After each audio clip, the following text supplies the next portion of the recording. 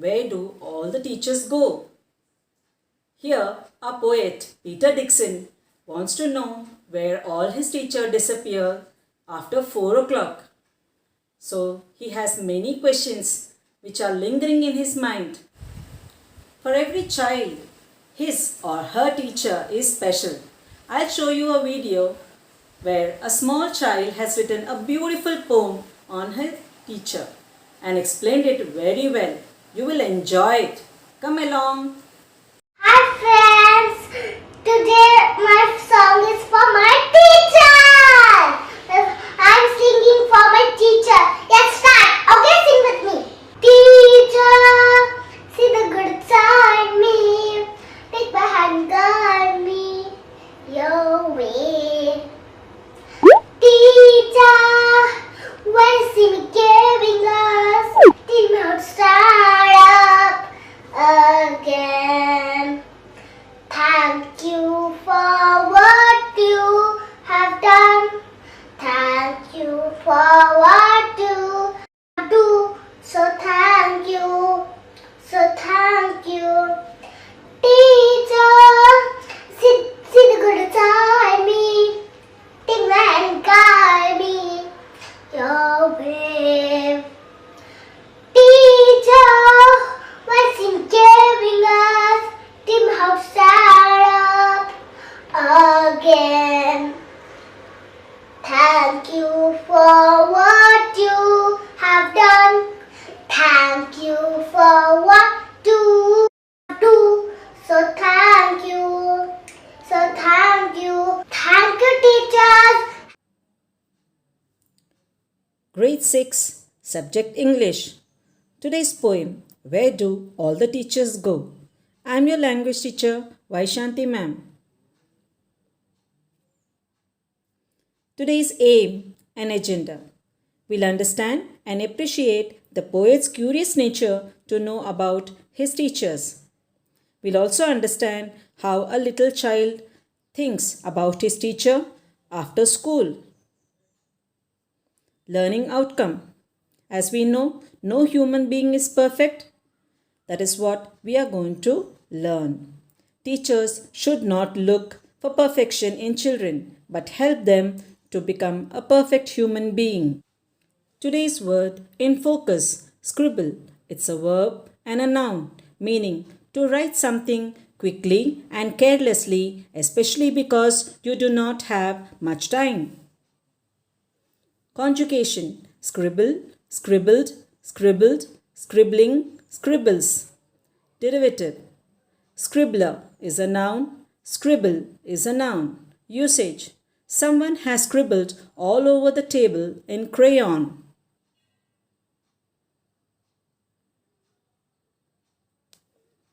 Students, don't you think for young kids a teacher is an extraordinary special person? They are very much carried away by their smile.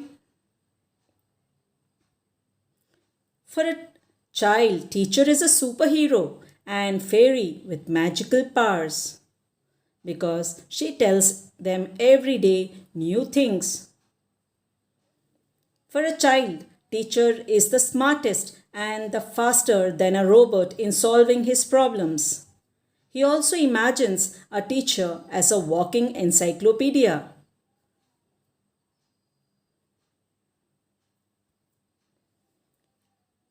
Now we'll know the poet's aim and perspective behind writing this poem. The poet Peter Dixon talks enthusiastically and passionately about his experience with children and how he encouraged them to think for themselves and become active listeners. He was a full-time writer and painter and worked as a senior lecturer in his early years. Theme of the poem. The poet, as a child, plans to find out whether teachers are ordinary human beings and he decides to spy and follow them on their way home after school.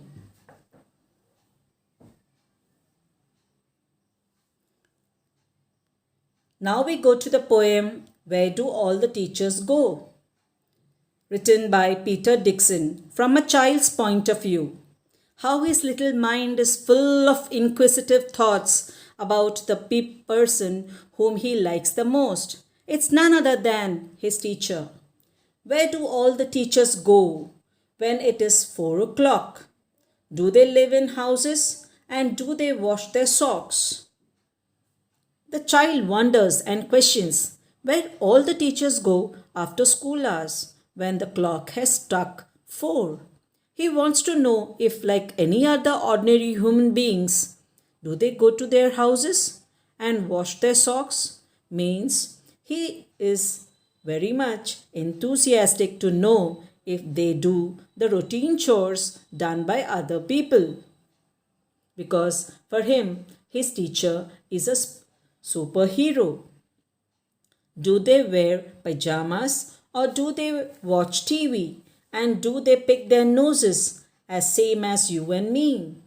So this is the way the child compares himself with the teacher, as he can't believe that his teacher is an ordinary person. So the question is, does his teacher wear a pajama and watch TV like ordinary people?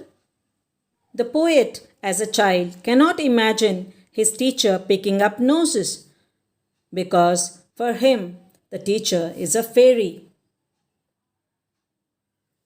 His questions doesn't stop there. He continues, do they live with other people? Have they moms and dads? And were they ever children? And were they ever bad?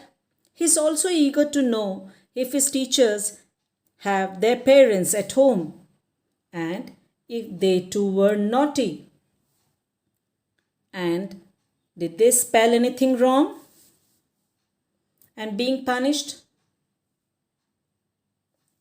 So the next questions that come in his mind is, did they ever never spelled right?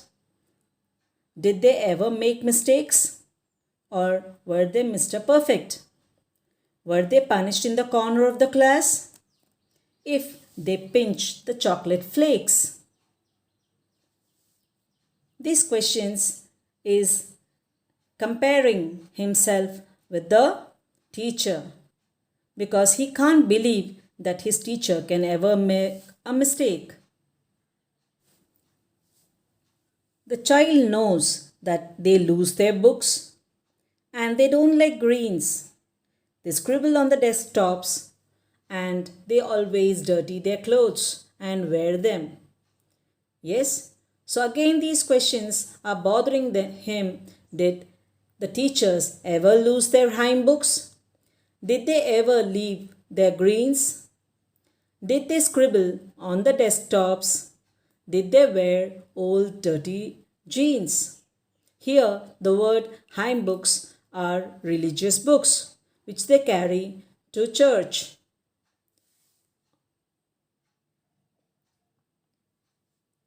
So the child is not ready to accept that his teacher might have forgotten her hymn books or ever worn a dirty jeans to school or to any public places or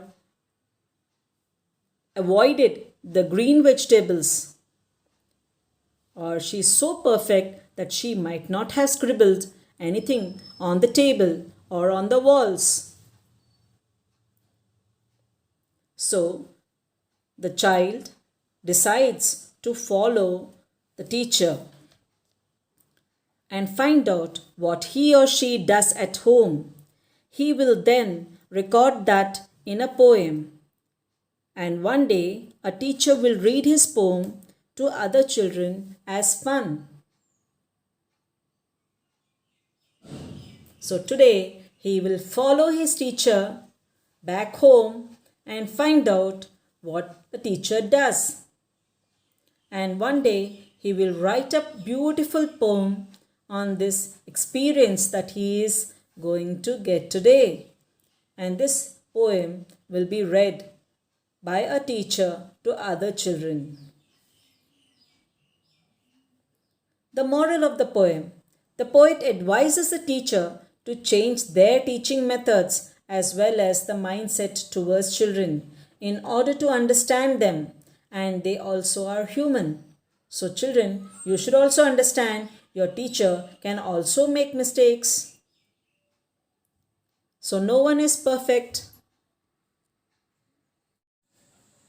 Small recapitulation, students. Go through the lines and understand what teacher has explained you.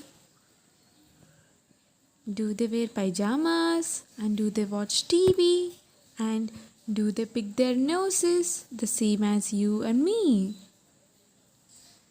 Rewind everything and go through the lines carefully.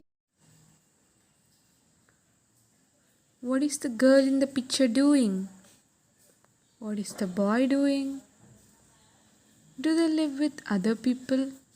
Have they moms and dads? And were they ever children? And were they ever bad? Every question arises in our mind, which makes us think.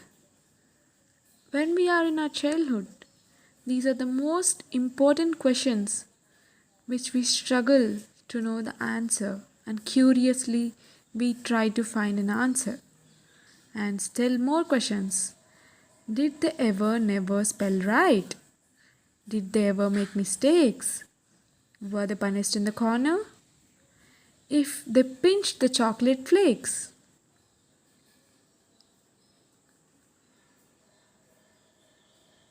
Did they ever lose their hymn books? Did they ever leave their greens? Greens, yuck! Though they are healthy, they doesn't taste yummy. Did they scribble on the desktops?